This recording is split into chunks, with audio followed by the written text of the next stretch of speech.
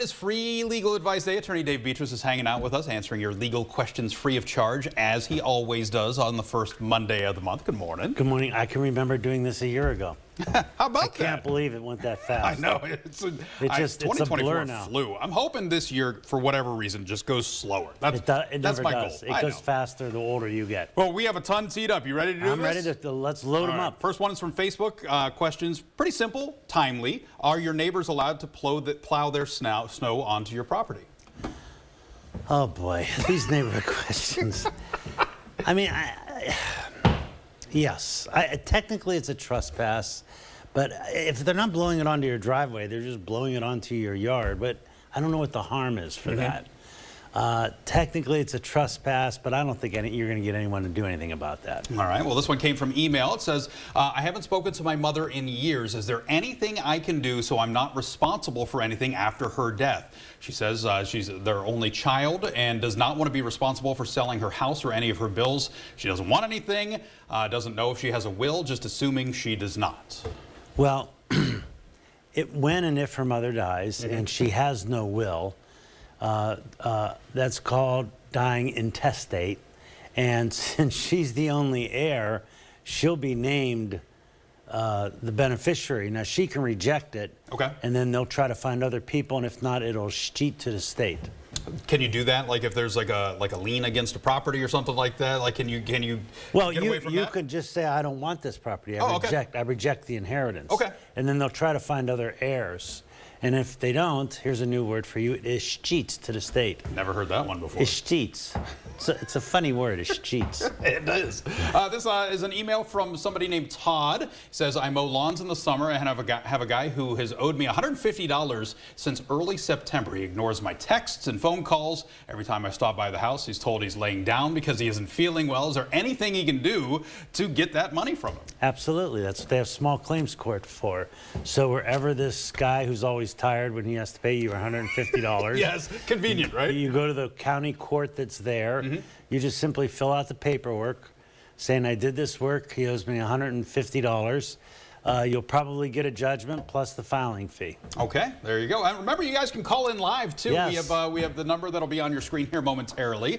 This one also came from email. It says, I received a speeding ticket on Kirk Road near Kirkmere School, traveling at approximately 4:20 p.m., clocked at 31 miles an hour, which is above speeding in the school zone. The light was flashing, but the restricted hours ended at 3:30. So this happened after the restricted hours. The person says there's no signs on Kirk Road showing the restricted hours, but there are two on Shenley, one for St. Christine's and the other for Kirkmere. They disputed the ticket and received a court date in January, but are advising them to pay the letter, to pay the ticket. So they basically got flagged for speeding in a school zone after what is typically restricted hours. I think she can win that court in case. I mean, win that case in court. Did I say that backwards? I think I did. But that's okay. That's okay. No, I think if you go there, that's still a quasi-criminal traffic ticket, and they still have to prove you guilty beyond a reasonable doubt. So if you could bring in proof that the restricted hours ended at 3:30, you should be good to go. Are schools required to post the hours like in a place that, because a lot of them do say between 3:30 or 3 and 3:30 or whatever like that.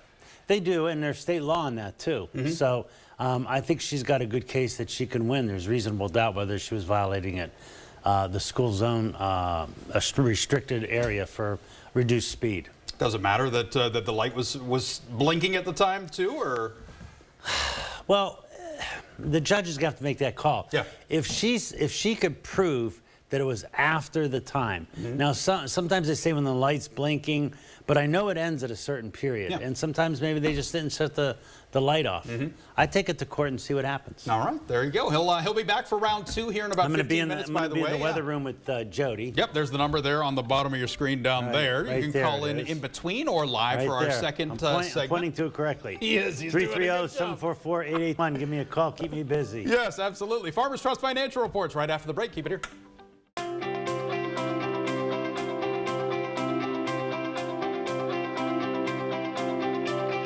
about 6:45 on your Monday morning. Attorney Dave Betras back for the second round of free legal advice on WFMJ today. He was busy in between segments. I feel bad. I had to tell some people I have more calls coming in. And as soon as I'd hang up, I'd pick up another one, the phone would start ringing again. So you guys are working me hard this morning. Well, listen, that's why I earned the big pay here, let me tell you.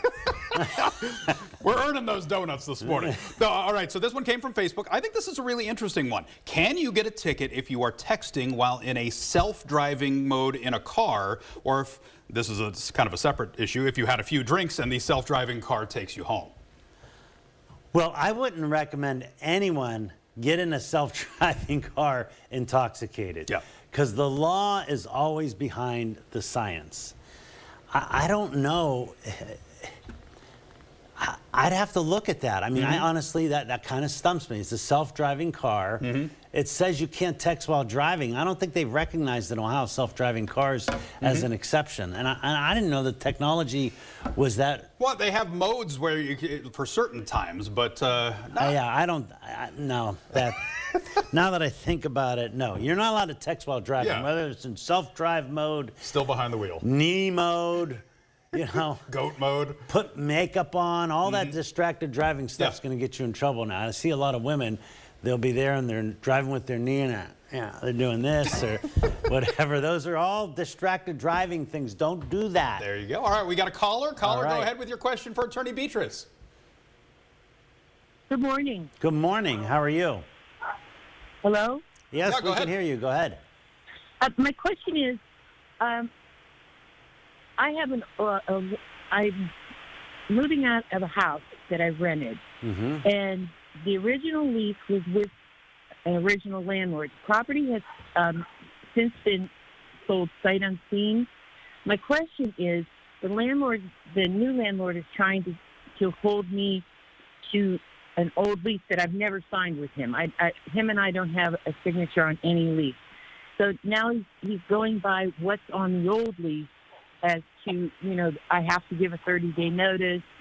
And my thing is, will I get my security and my deposits back without him? This is a house sight unseen. He bought this house sight unseen. Okay. But now he's kind of giving me a hard time with not following the old lease. He's probably right. I don't have a lease with him. You don't have a lease with him, but he probably got the lease when he bought the house from the original landlord.